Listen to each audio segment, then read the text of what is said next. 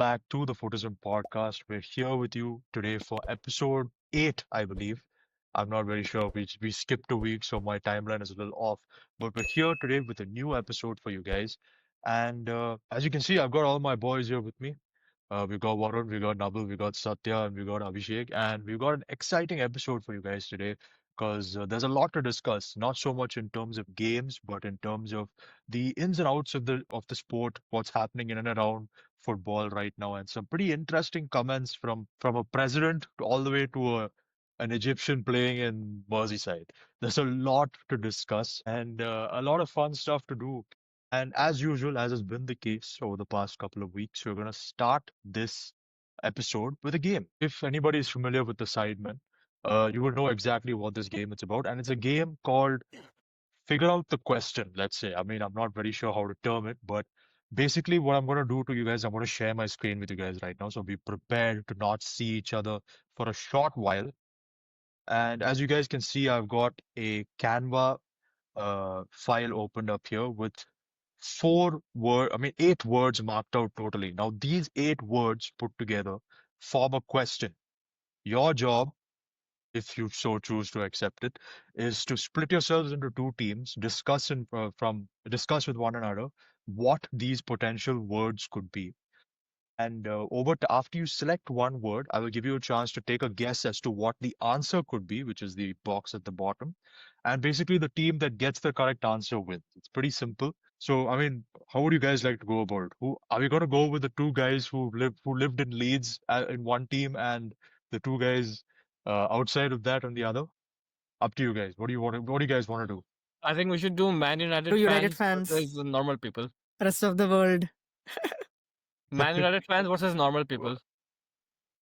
All right, Okay, all Yeah, right, sounds good. all right. okay. Fair If enough, that's I'm fair good how with you enough. that. want to put it, Num- yeah. We've got Varun and Satya on one team, and we've got Abhishek and Nabil on the other team. So you know what? Since you gave a slight at us United fans, I'm going to give the United fans the chance to start things off. So, yeah, Varun and Satya. First, let's start off with which number do you want? Which word do you want? Satya, as United fans, should we go with 7? 7. I would rather go Yeah. with 8 for political correctness. Okay. All right, Shadow. I'm not very in tune with these worldly things, so I don't know why 7 is not politically correct, but all right. The word, the No, word is, the word for you guys is prize. So based on this word, would you guys, I mean, you guys have to throw out a guess. What do you think the answer is? Um, I think it could be like something to do with a trophy or like a individual prize. So I'm just gonna say yeah, Ballon d'Or, and I'm gonna say Ballon maybe d'Or, last year's Ballon d'Or, and I'm gonna say Dembele. Dembele, Okay, so valid. you're assuming as the Ballon d'Or and you're saying the answer is Dembele. Unfortunately, my Manchester United fans, you guys are wrong. So let's go on to the normies as they refer to themselves. Nabil, Abhishek, which number do you guys want? Will go. Yeah. Um. Yeah, I don't know which one do you want to go for. I feel like if we go for 6 or 7, we might get a clearer clue. What do you think? I think I know the answer, but you go with the number. I know the price term. Okay, let's go with 7. Okay. 7. Okay. So 7 is the word peace. Trump. Oh my Oh, all God. right. You have got the answer correct, but I'm not going to give you the win until you get the entire question correct. So what do you think the question is? Who are you The asking Six now? is six is FIFA.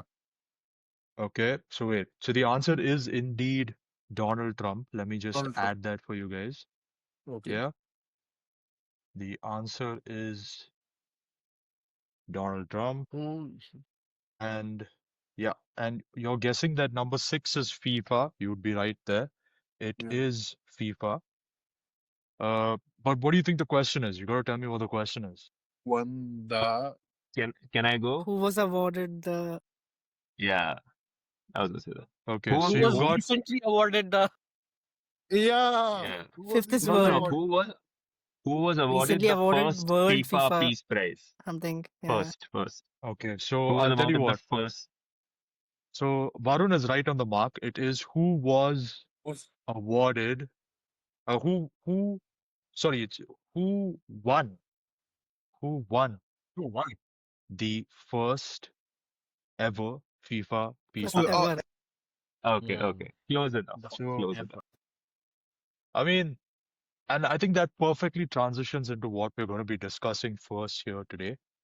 And that is, of course, the recently concluded FIFA World Cup draw. Now, I reference Donald Trump because it's a pretty interesting situation. Of course, none of us are very politically charged individuals. We don't really like talking about politics too much, especially on this football podcast. But FIFA, in their infinite wisdom, and Infantino, in his infinite wisdom, decided to hand the first ever FIFA Peace Prize. I don't even know what that means to Donald Trump. Well, I mean, there's a variety of reasons you could imagine he probably did that. But my theory is that he put an end to a very controversial debate between Americans and the rest of the world. And that is who has the right over the word football.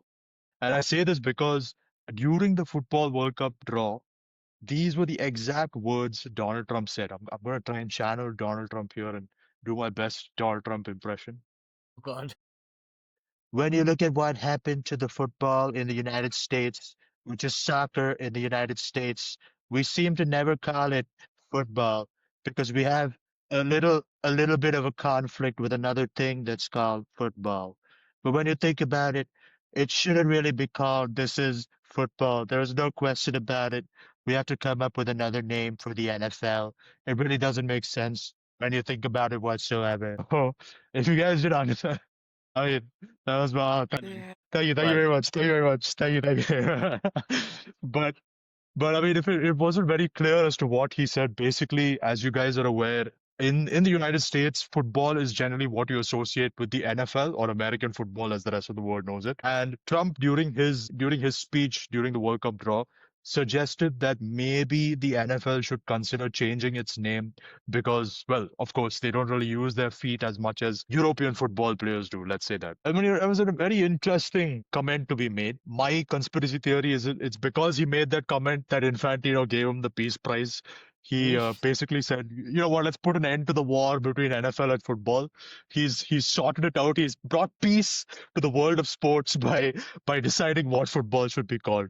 But I want to hear what you guys think about the entire situation, and we'll start with Nabil. Nabil, what do you think this this whole situation is? Because it's pretty crazy to me. I never expected an American to make this statement. But yeah, what are your thoughts? I mean, well, I firstly had the unfortunate displeasure of watching the whole draw for 3 hours, or I don't know how long that was.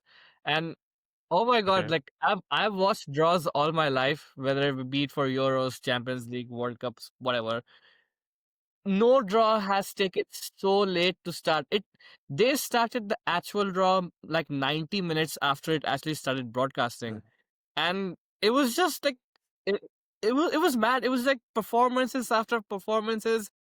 Then you just you had Donald Trump and the Canadian president and the Mexican prime minister.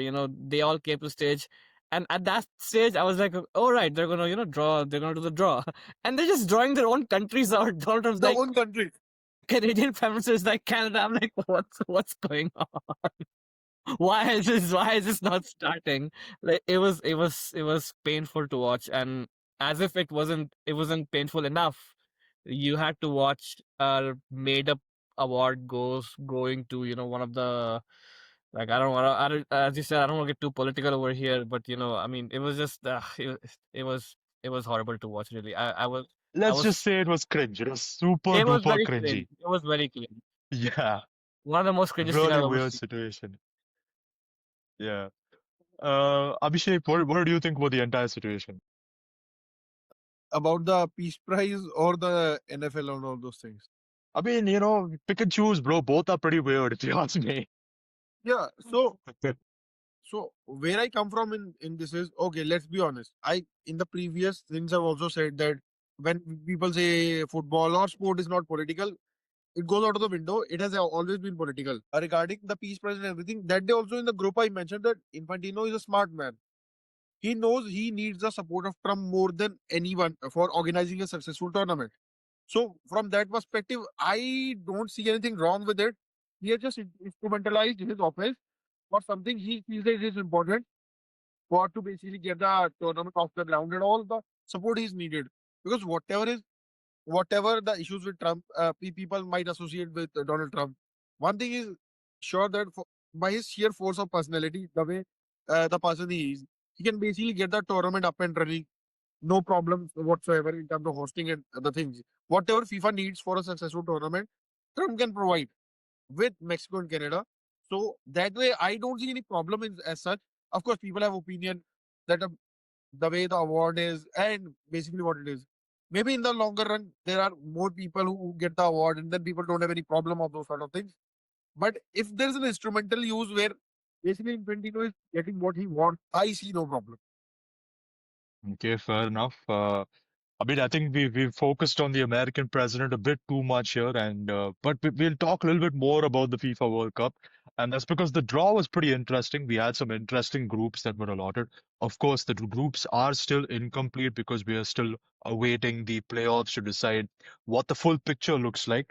But some pretty interesting groups here, and I want to particularly talk about Group I and I believe it Group C because a lot of people believe that these two groups have the potential to be considered the group of death. And now, for those of you who are new to the concept, the group of death is generally assigned to a group during the World Cup that is probably the toughest to get out of. You could probably throw in Group L in there as well. And let's just get into the dynamics. So, Group C consists of Brazil, Morocco, Haiti, and Scotland. Group Yeah. I has France, Senegal, Senegal. one of either Bolivia, I believe Suriname, Iraq, and Yeah. Norway. And Group L is England, Croatia, Ghana, and Panama. Now, looking at all these groups, there are at least three teams you can say are major players in the international football scene. I mean, Varun, Satya, what are your thoughts? What do you think is the group of death? Let's start off with you, Satya, of ththese three. Or do you have another shout you want to give out there? No, I think pretty much. But among the three groups, I would rate Group I as probably the toughest because of how all the three teams have been playing recently. And but here, with more the number of teams coming in, I feel there is still a chance for the third team to make it to the next round. But they just have to make sure, like one of the team becomes a scapegoat and they lose all their matches, and that surely like gives them the third team a chance to qualify either to the playoffs or the way they have been placed in their groups. Varun, what are your thoughts on the whole situation? A lot of tough groups out Yeah. there. I particularly agree with Satya. Group I is incredibly difficult, but you can't look past Group L and Group C, I think. Yeah. It was It's a C. It pretty was C. interesting Brazil, World Cup so Morocco. far. Yeah. I think so. Group C is the one with Brazil, Scotland, and Morocco, right? Yep. So I feel like that, especially because of how Scotland's been lately, and everyone really counting on McTominay specifically for some reason to like come out and do a big deal. I think that makes it interesting group because Morocco and Brazil, especially because of how Morocco did last World Cup, that for me makes it sound like all three of those teams are gonna like really fight for it. And because of I think there are 12 third place teams out of 16 groups, so that makes it quite 8 fascinating out of because 12. sorry. 8 out of 12. 8 out of 8 12. teams, sorry, 8 teams out of the 12. Yeah, that's a lot of third place teams. And it feels like that's just going to leave four groups that won't have the third place going out. And in that group specifically, it feels like there might be a good number of draws. And that could mean that all three go out, or the two just like Brazil and Morocco, I think, are probably stronger than Scotland. So they might fight for it. So I'm going to pick Group C for that. But yeah, that's what I found most interesting in all the groups. I mean, yeah, I think you look at all three of those groups, there are a lot of narratives going into that. You look at Group L, which features England, Senegal, Ghana, and what is the other one? Croatia. Croatia. I think those are the three main teams in that group. You got the likes of Semenyo and Inaki Williams and a bunch of other players on that Ghana team. You've got a incredible Croatia team that has always been quite consistent over the past 2 to 3 World Cups. And then of course England. Everybody is I wouldn't say everybody's favorite, certainly English fans' favorite. They're hoping to get that second World Cup since 1966. But hopefully, I'm getting a little personal here. I really hope they don't. But anyway, looking at Group I, you've got France, you've got Senegal, you've got Norway. Of course, the major clash everybody wants to know is Mbappe Haaland, who's going to come out on top. And yeah, then you got Group C, which is Brazil. Brazil is a team you can never count out. Scotland, McFratham, every United fan wants to see McFratham succeed. And I mean, there's a lot of interesting narratives. And of course, you cannot forget the surprise package of the 2022 World Cup in that group, which was Morocco. Morocco did so well. But speaking of one of the African nations, let's focus on another African nation, which is Egypt. Now, they're not in the World Cup, but they have a player that, as I mentioned They at the are beginning of the in video, the World Cup. who had They are, a. they are. They are? They made it to the Oh World my Cup. Yeah, God. they qualified. Well then, I apologize. Looks like Egypt have made it, but yeah, I mean, yeah, Yeah, just saying, due to the sheer number of third place teams basically going further, I don't think basically we can say with certainty there's a group of death, basically. Correct, exactly. Yeah, Yeah, no, because then what yeah, the fun is there with the death? The only thing with Group I which I see is there's a bit of history with France and Senegal. 2002, Senegal defeated and basically dumped France out in the Right. first round itself. So that's the history side I see. But I don't basically would like to qualify any group as group of death because ultimately we might all of us end up with Econ failures because there will be no team basically going out which we are basically picking up. So yeah.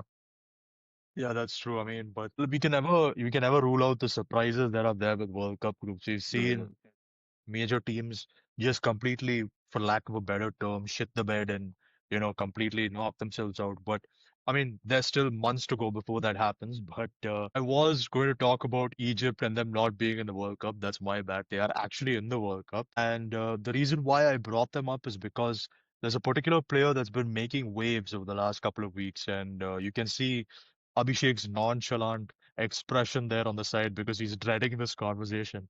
And that's because I want to talk about Mo Salah, because Mo Salah has taken a page out of Cristiano Ronaldo's book and he has decided to tell all on Liverpool, Arne Slot, and how his current situation is on the bench. I'll just read out a few of his comments and get you guys' reactions on the entire thing. We'll start off with Mo Salah saying, I don't know why this has happened to me. I don't get it. If I am somewhere else, every club would protect the player. I don't know why I'm in the situation now. I don't know why I'm in the problem now. I have done so much for this club. Another one of his statements saw him say, I have been at this club scoring more than anyone in this generation since I came to the Premier League. If I am somewhere else, everybody would go to the media and defend the player. I am the only one in this situation, sort of mirror to his previous statements. And the third statement he made, he actually kind of quoted, I mean, he actually gave the example of Harry Kane.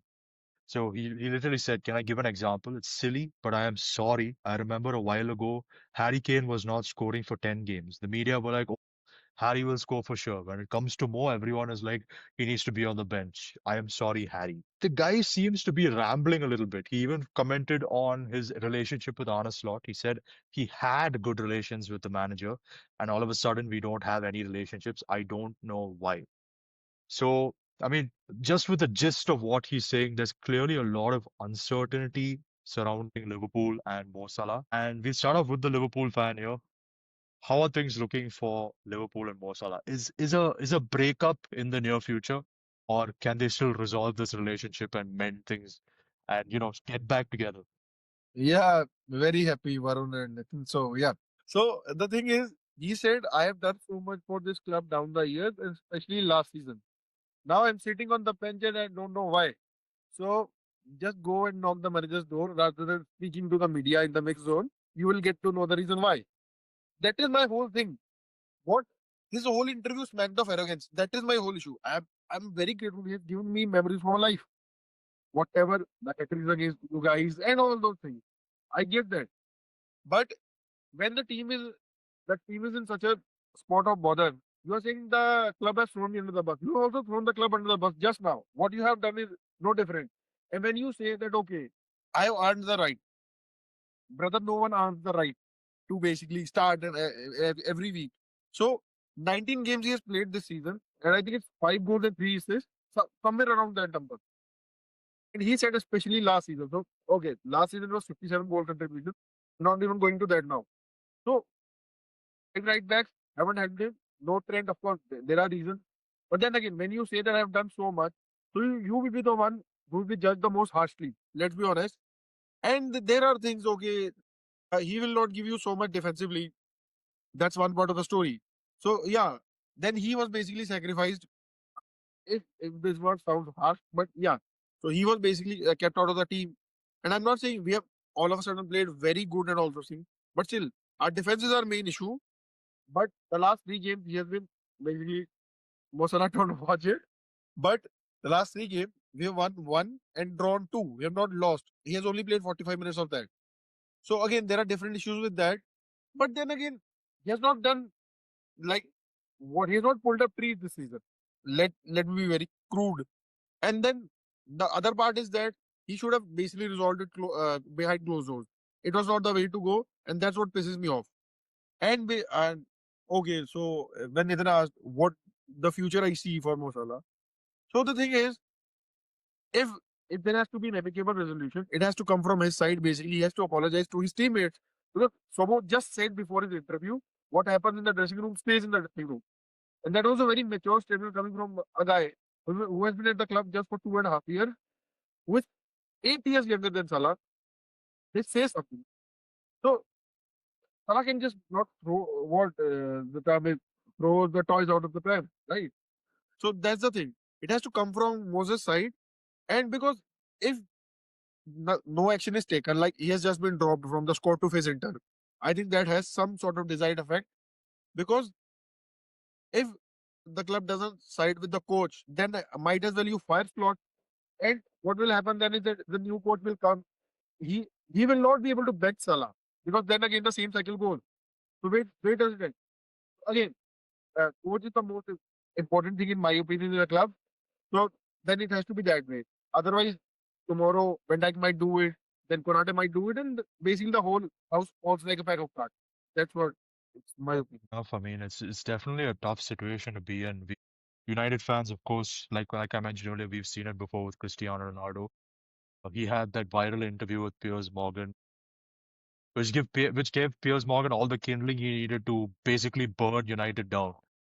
So let's get the opinion of the United fans. Arun, what do you think about this entire situation? I have a feeling you're going to side with Abhishek here, but let's hear it from you. I mean, I don't know about taking sides and stuff, but I just feel like in a situation like this, Salah should have basically understood that he hasn't been performing well. And if he's there in the lineup, he sees what's happening. I mean, in the team, he sees what's happening. He sees who Slot has picked. It's about supporting the team that you play for. You know what I mean? Like if you're playing for any other team, you see a coach making a decision, and you go and support the players that are on the field. If you make it about you, if you say, okay, this is happening, I've been scapegoated, this has happened with me, then it suddenly feels like the players that Slot picked are not good enough to perform. And that has a big impact on the entire team. And you can say that. You can talk to Slot about that. You can go to the coach and say, okay, look, this is how I feel.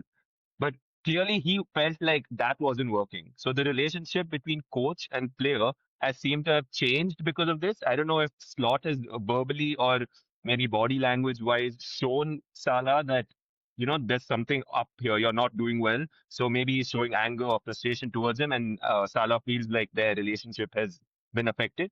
But basically, I just feel like Salah, as a senior player who's been doing so well for country and club, should understand that when a player gets benched, it's not personal, it's for the team. Yeah, basically that. Yeah, I I think you just would wanna, I expect just that wanna, from a senior player like him. I just wanna Yeah, add on to this. Nabil. I mean, I just have a different take on this. So, I mean, I agree with everything that you said. It's about supporting the players and it's about supporting that, whatever tactics the manager is putting out rather than, just trying to get yourself the most game time. So, we have to go back 3 or 4 weeks ago. Like, this is not the first time that Salah has been benched. I think there's 3 games in a row where he's benched, right? And I don't think he was even coming off as a sub. Certainly in the Leeds game, he didn't. I don't know about the other 2 games. Yeah, only So, 45 minutes again. yeah, so I mean, so that tells me that Slot. I mean, Liverpool. Let's be honest. Liverpool are not playing so well that they don't even need to bring Salah on as a sub. I mean, they're not playing that great all of a sudden after dropping Salah. Okay, that's one thing.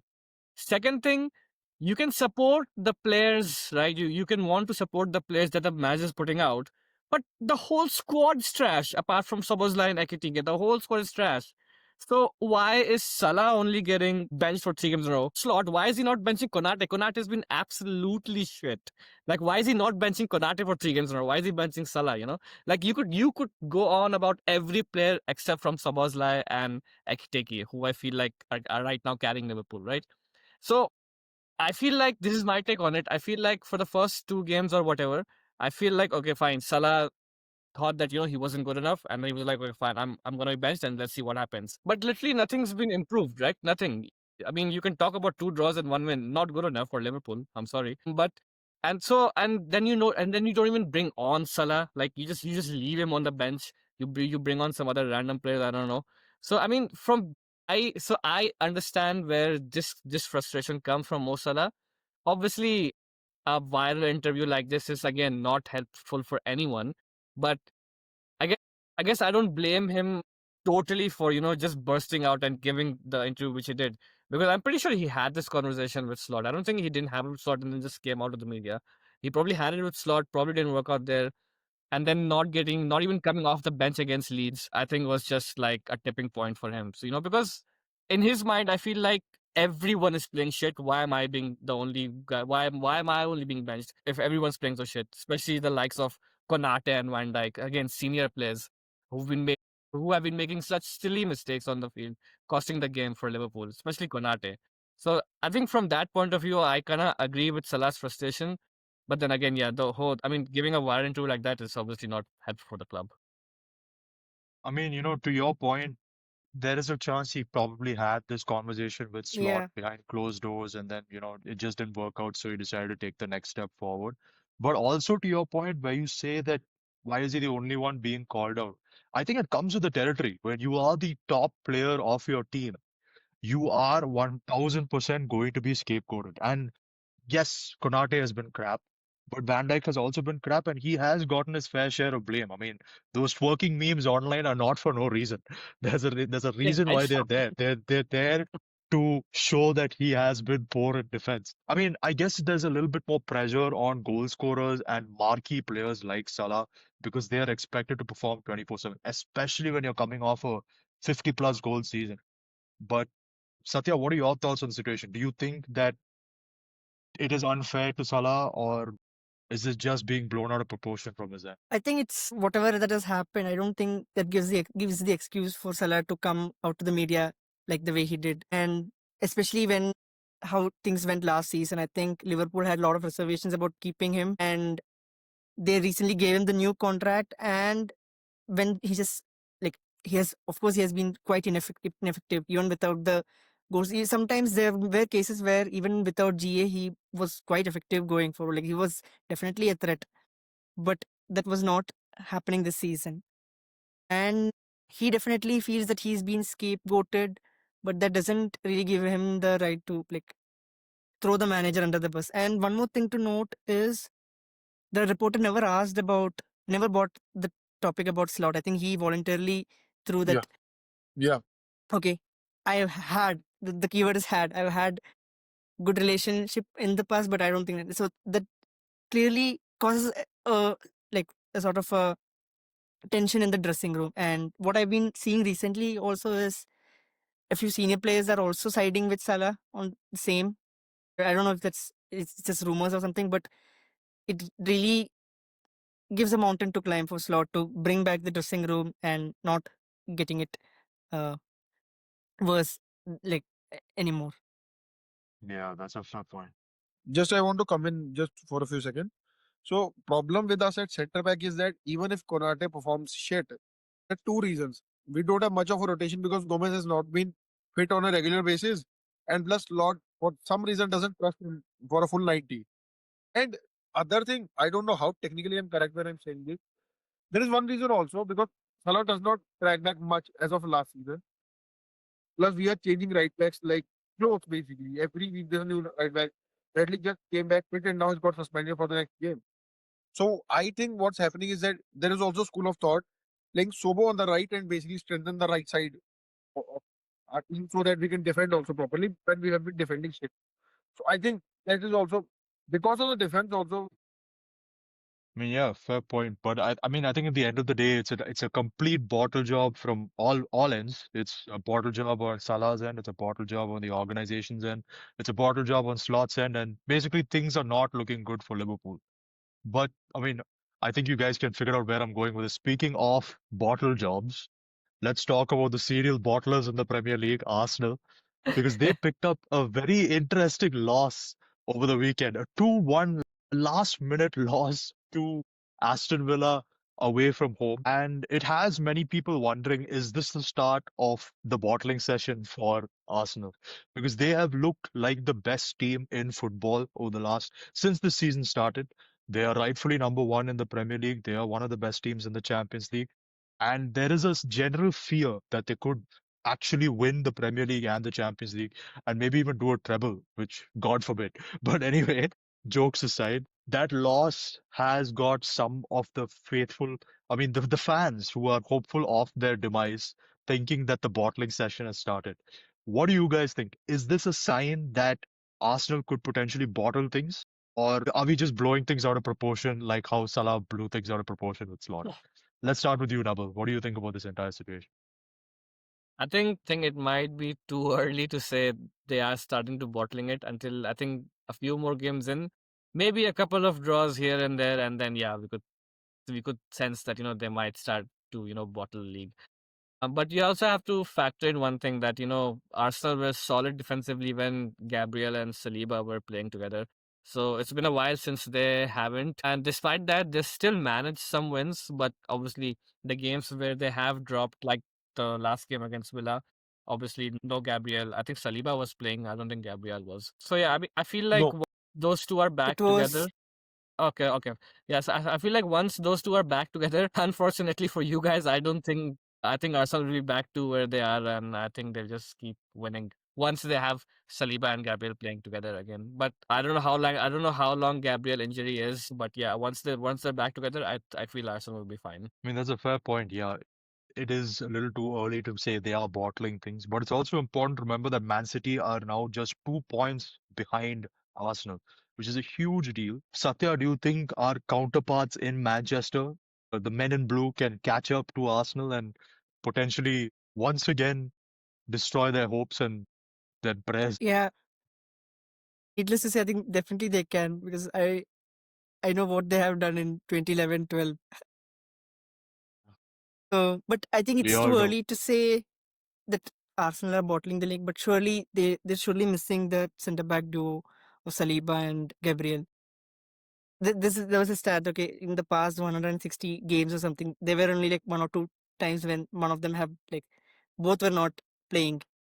Either of them would have been there. And another thing that I think they really need to get some better defensively. They need to sign defenders in the winter window because I think even Mosquera is also out injured, I guess, from the Yeah. past game. And I don't think Hincapi has really adapted well to the league. I mean, I think we saw how he has played last season with under Sabi in Leverkusen, but he's looked really sloppy on the ball, and I think even he's really low on. I don't know. This might really push him to the lowest of confidence, but I don't think he's really comfortable in playing that. And I don't think even Timber. I think last game against Villa it was Mosquera and Timber, and they Hincapié and don't Timber. really look Hincapié and Timber. So I mean, for the second, like the late winner, I think he was the one who gave away the throw in.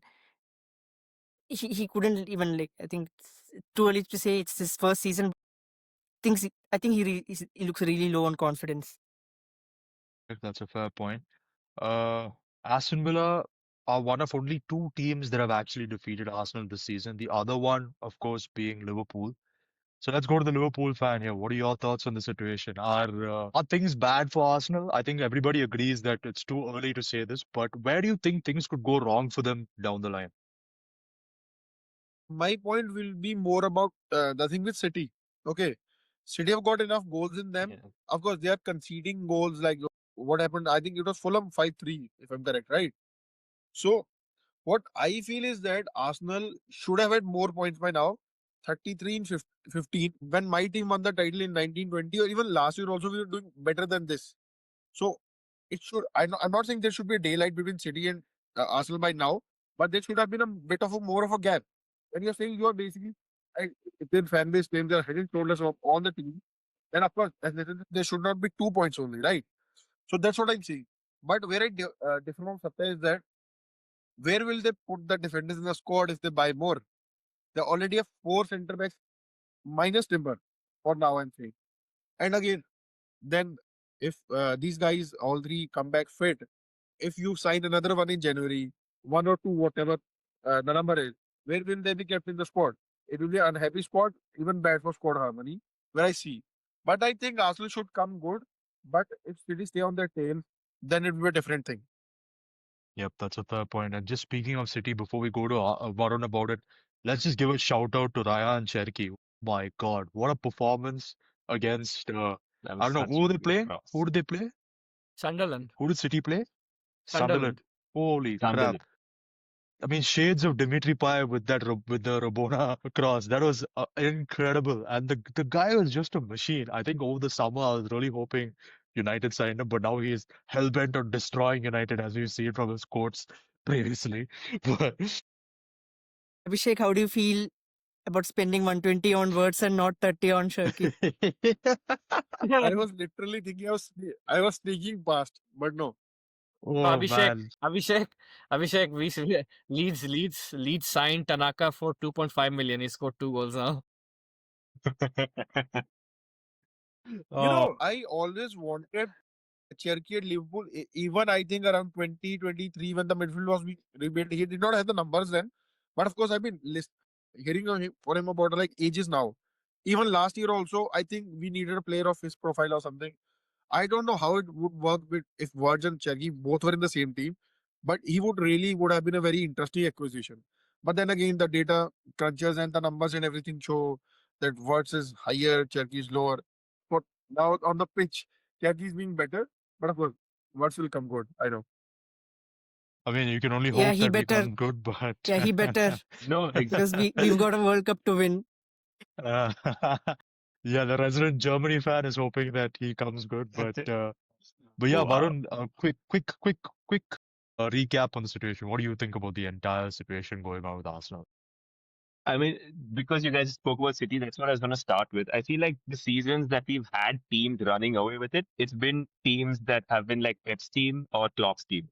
There are not too many managers who can do that. Usually, even with early, like Alex Ferguson years, we've always had such great managers that have teams like just fighting so close because they're both amazing teams and they can stick that close with points. So I feel like we're kind of going back to that, but we still have Pep, we still have City. So Arsenal needs to like at least hold on to the 2 point gap if they want to win the title because City is not going to stop now.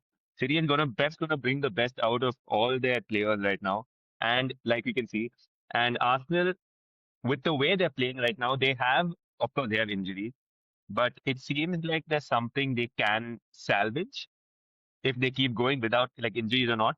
And one thing I want to go back to is if you guys saw at the end of the game how Arsenal reacted to the Aston Villa goal, that that passion is what all title winning teams need because they just realized that they had lost to Liverpool, yes, but they had probably told themselves like, okay, that's one loss. We lost to the champions. Just keep going. Don't lose again. And then they end up losing to a Villa who had a horrible start. Obviously, they're doing really well. Like we have to give a shout out to them as well because what third now?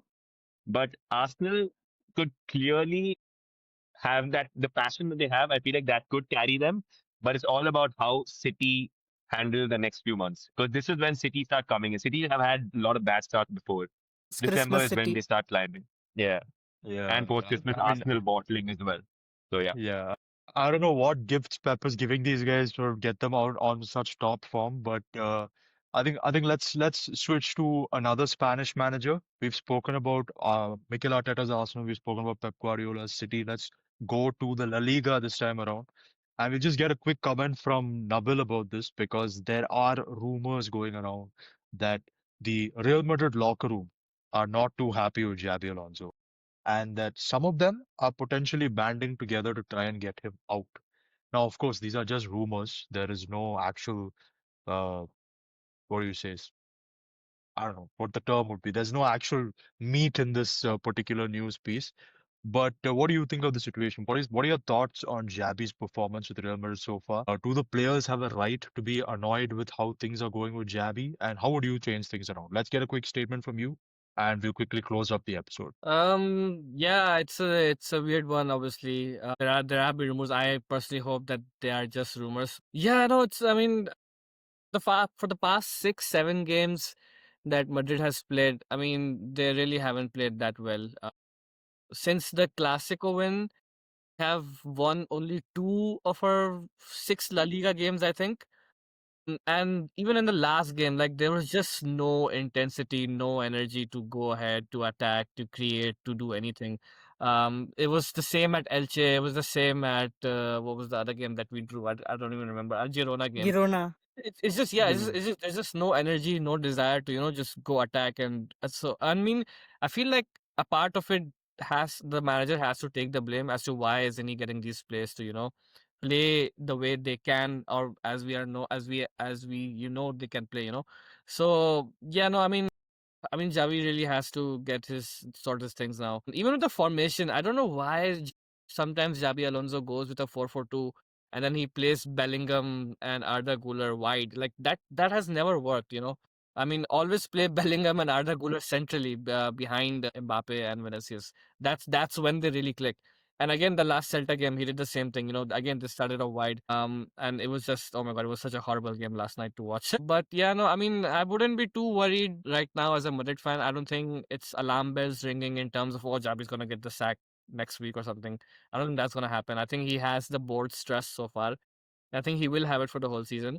But yeah, he needs to sort this whole fiasco out quickly because at Madrid you really don't have much time before you Yeah. will get the stack.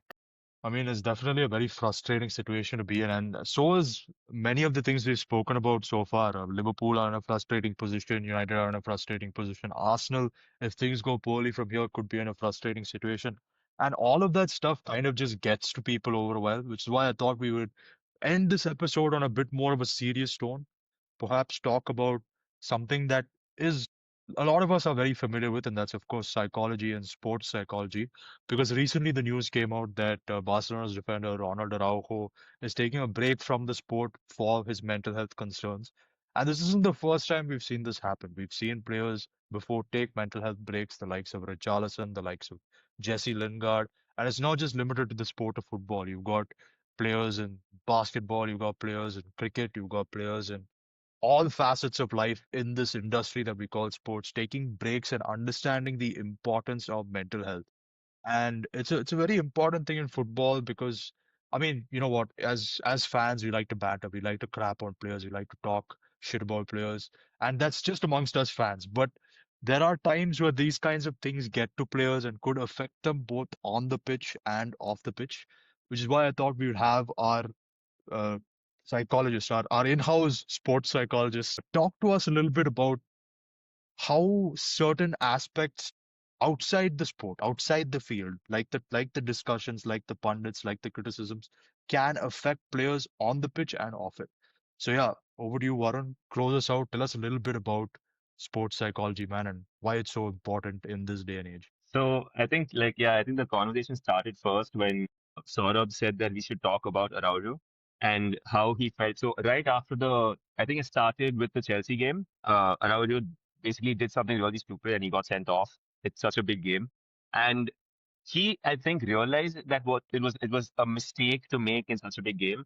And although the coaches and the team staff after the games covered it up and said it was stomach infection, later it came out that he didn't play the next two games. I think it was against Alaves and Atletico Madrid, I think. Yeah. So the next two games, he just didn't show up for training. And I think Flick spoke about it. And that's what I'm glad about because Flick spoke about the fact that Araujo took a break because of mental health and he didn't cover it up saying it's a physical issue or anything.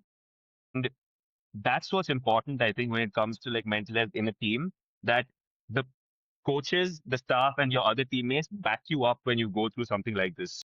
Araujo, the team, and everyone is on his side, obviously. Like, they don't think that a mistake you make like that is going to affect the rest of your career. It's just one game, you lose, you climb back up, you fight for it. But for the player, I think they have to deal with so many factors, not just from the coach and the team.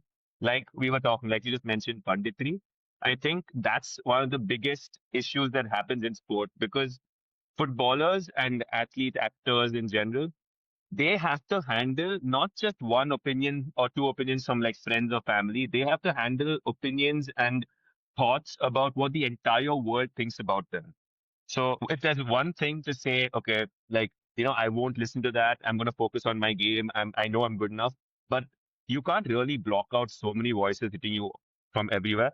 And like you mentioned, Jesse Lingard, I think he had to take a step back because of all the criticism he got from his own fans. Fans. We know how like United fans can be. We know how harsh we can be. I think like me and a few other on the group have also said, okay, like let's chill and not like verbally abuse players just because they do badly. But not everyone understands that in general. Like on Twitter and stuff, we see fans who basically treat players as if they are not human beings. They just like you're watching a game, they make a mistake, abuse, racist comments, go at their understanding of the game, go at whether they're good enough to be in the team or even play football. Those things can hit players. They try not to look at, try not to try to ignore it. But you can imagine as a person, if you're getting hate from everywhere, that it's gonna make you anxious. It's gonna make it hard for you to perform. You're gonna wonder if you'll ever be able to play as well as you used to. Racist comments could hit your identity. It could go straight at how you are as a person. And I think Abhishek was telling me later when we discussed, like earlier when we discussed this, that the anxiety and depression that affects players, it apparently got to a player in the early 2000s. I think he said his name was Anchor. Yeah. And that was the first player, hopefully last player as well, obviously, that actually succumbed to depression. Like he killed himself. And that is extremely scary as a footballer because you think that, especially, I'm going to say this like not in a way that I'm siding with one gender. I think men are look like not given as much care when it comes to mental health as women are. So I feel like the women's sport is in good hands that way. There's support from everywhere. But as soon as a men's player does badly, I feel like the hate is left, right, center. So I feel like we should try to understand that and go ahead by maybe looking at each player as a player, like as a person, and not as someone who's just moving around on a screen for you. It's not FIFA. It's not FIFA 25 or something where you can just change your tactics and make the player play better. It's about how the player thinks. So coming back to Araujo, I don't know exactly why what happened, so I'm not going to comment on that. But I basically hope he's okay and can play soon. I don't care how the teams do when it comes to this part. It's about them, the players overall, and that they perform well. Obviously, I hope my team, like rival teams, don't perform well, but I don't ever hope that a player's mental health affects them. So when you say it that way, it's about making sure that the person progresses as a person and not as a player. And because it's a serious conversation, I'm saying this, that banter is always a part of it for fun when we discuss within groups. But I think on social media, when we share it and we talk, we tag players and say stuff, think about the player reading that. Think about what you'd be saying to their face and how you would want someone to say something to you when you do badly. I just think that's a very important part of handling social media and how players feel. So, yeah. Yeah, I mean, this day and age, like you said, like, when you're in a group, when you're with your friends, just talking about it, it's all right to vent your frustrations, especially when you support a team. But the moment you take it onto social media, you're putting it out there for the court of public opinion. And then it's just there for everyone to see, including the player. And herd mentality, you never know when other people will join in with you and just completely make something so small, so huge that could affect people badly. And I think at the end of the day, it's just important to remember that regardless of whether you're earning 50,000 rupees a month or crores and crores of rupees that some of these athletes earn, they're just people at the end of the day, like you and me. So, I mean, I think that's a good note to end things on. I hope you guys enjoyed this episode of the Footism podcast. And yeah, we will catch you guys in the next one. Peace.